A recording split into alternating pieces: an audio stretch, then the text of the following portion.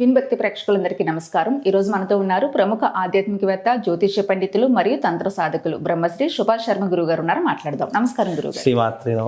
గురుగారు, రేపు కృష్ణాష్టమి రాబోతుంది, 16వ తారీఖు. ఆ రోజు విశిష్టత చెప్పండి. ఆ రోజున ఎలా వినియోగించుకోవాలి? శ్రీకృష్ణుడి వారి అనుగ్రహం కలగాలంటే ఏం చేయాలి? ఆయన తత్వం గురించి కూడా చెప్పండి గురుగారు. తప్పకుండా తెలియజేస్తున్నాము. ముందుగా ప్రేక్షకులందరికీ శ్రీమాత్రే నమః, శ్రీ గురుభ్యో నమః. యత్ర యోగేశ్వర కృష్ణో యత్ర పార్థో ధనుర్ధరః తత్ర శ్రీర్విజయోర్భూతి ధ్రువాని తిర్మతిర్మమ. ఇక్కడ శ్రీకృష్ణుడి యొక్క జన్మాష్టమి అనేటటువంటిది ప్రతి ఒక్క హిందువులు ఆచరించుకునేటటువంటి పండగ. దశావతారాలలో 8వ అవతారమే శ్రీకృష్ణుడి యొక్క అవతారము. దుష్ట శిక్షణ, శిష్ట రక్షణ చేయడానికి అవతరించినటువంటి వాడే శ్రీకృష్ణుడు. అయితే శ్రీకృష్ణుడి యొక్క తత్వం ఎలా ఉంటుంది అని అంటే కనుక, ధర్మం ఎక్కడైతే ఉంటుందో అక్కడ నిలబడేటటువంటి వాడు శ్రీకృష్ణుడు.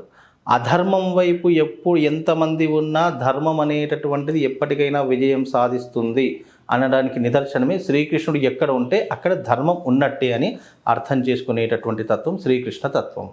అందులోనూ ఈ శ్రీకృష్ణుడి యొక్క అవతారం అనేటటువంటిది మనకు కలియుగంలో జరిగేటటువంటి ఎన్నో రకాలైనటువంటి విపత్తులు తెలుసుకోవడానికి, ఎన్నో రకాలైనటువంటి అవరోధాలను దాటడానికి అవతరించినటువంటి వాడు శ్రీకృష్ణుడు. అంటే చెడుని ఏ రకంగా జయించాలి, చెడుతో సాంగత్యం చేస్తే ఏ రకమైనటువంటి నాశనాన్ని పొందుతారు అని మనకు తెలియజేసినటువంటిదే శ్రీకృష్ణ అవతారంలో ఉన్నటువంటి గొప్పనైనటువంటి విధానం. కర్ణుడు నిజానికి చాలా గొప్పనైనటువంటి వాడు. అర్జునుడి కంటే గొప్పనైనటువంటి వాడు కర్ణుడు. కానీ కర్ణుడు దానకర్ణుడు అని పేరు ప్రఖ్యాతలు పొందాడు. కానీ కౌరవుల చేతులు కలపడం కారణం చేత అధర్మం వైపు నిలబడ్డాడు.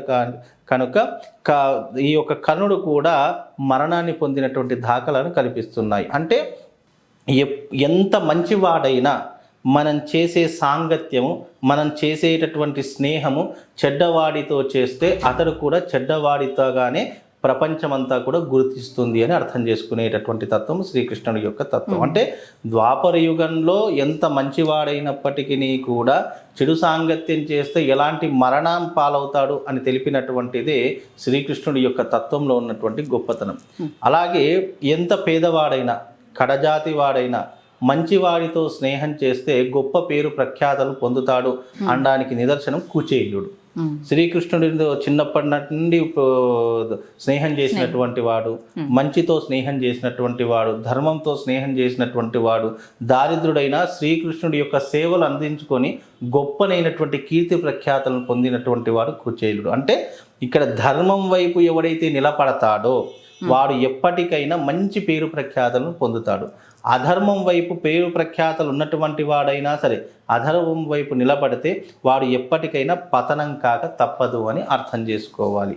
అలాగే ఇప్పుడున్నటువంటి ఈ కలియుగంలో శ్రీకృష్ణుడి యొక్క తత్వం చాలా గొప్పనైనటువంటిది. అందులోనూ శ్రీకృష్ణుడి యొక్క ఆరాధన, శ్రీకృష్ణుడి యొక్క పూజా విధానాలు ఎవరైతే ఆచరిస్తారో వాళ్ళందరికీ కూడా కలియుగంలో ప్రత్యక్షంగా తొందరగా వరాలిచ్చేటటువంటి వాడు కూడా కృష్ణుడి యొక్క అవతారంలో ఉన్నటువంటి రూపంలో ఈ యొక్క రూపం ఒకటి అని చెప్పుకోవచ్చు. ఎవరికైతే సంతానం కలగట్లేదో, ఎవరికైతే వివాహం కావట్లేదో వాళ్ళకు పూర్వీకులు చెప్పినటువంటి మాట ఏంటంటే, రుక్మిణి కళ్యాణం చదువుకోండి తొందరగా పెళ్ళవుతుంది, శ్రీకృష్ణుని పూజించండి తొందరగా సంతానం కలుగుతుంది అని ఇప్పటికీ కూడా చెప్పేటటువంటి గొప్పనైనటువంటి శాస్త్రం మన దగ్గర ఉన్నటువంటి శాస్త్రం.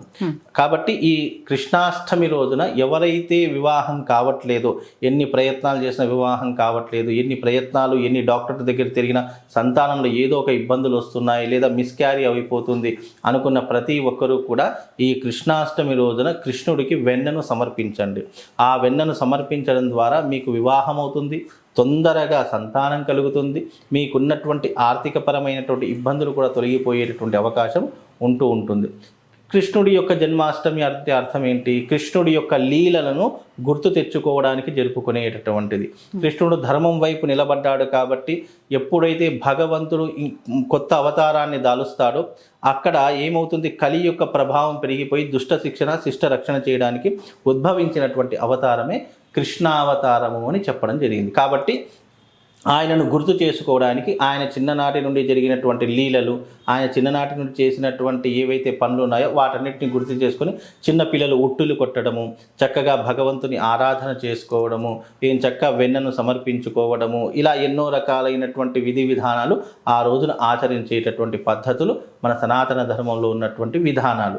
కాబట్టి కృష్ణుడు శ్రావణ మాసంలో 8వ రోజున అంటే అష్టమి రోజున జన్మించాడు. కాబట్టి చాలా మట్టుకు చాలా విషయాల్లో అష్టమి తిథి రోజున కృష్ణాష్టమి జరుపుకుంటారు.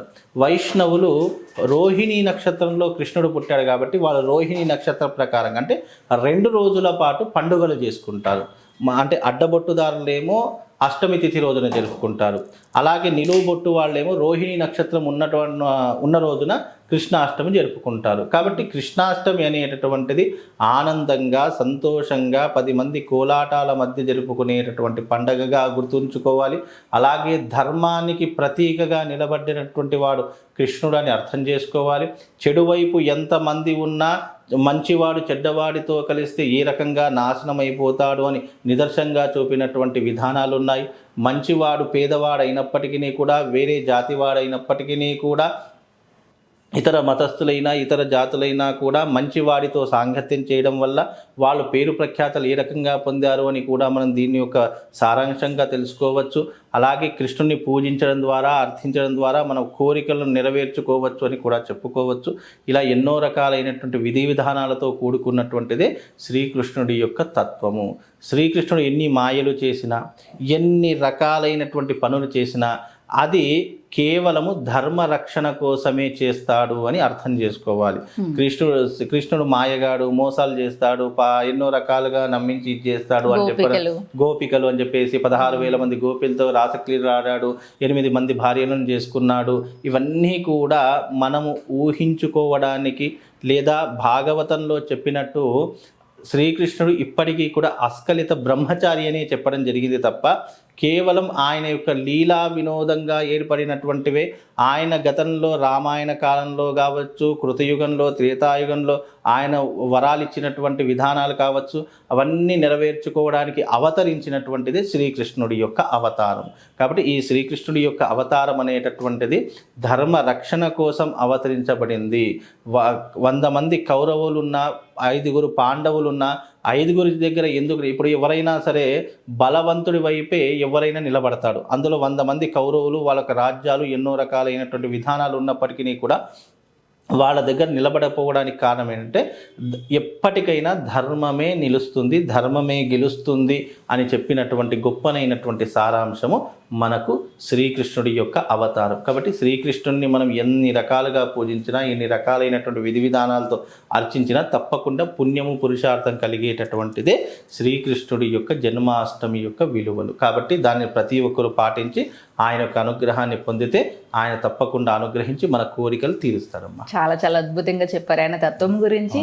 అంటే ఎంత ధర్మంగా ఉంటే అంత మంచి జరుగుతుంది. మన స్నేహితులు కూడా అలానే ఉండాలి. నిజంగా ప్రతి పదం కూడా చాలా అద్భుతంగా చెప్పారు గురుగారు శ్రీకృష్ణుడి గురించి. నమస్తే. శివ.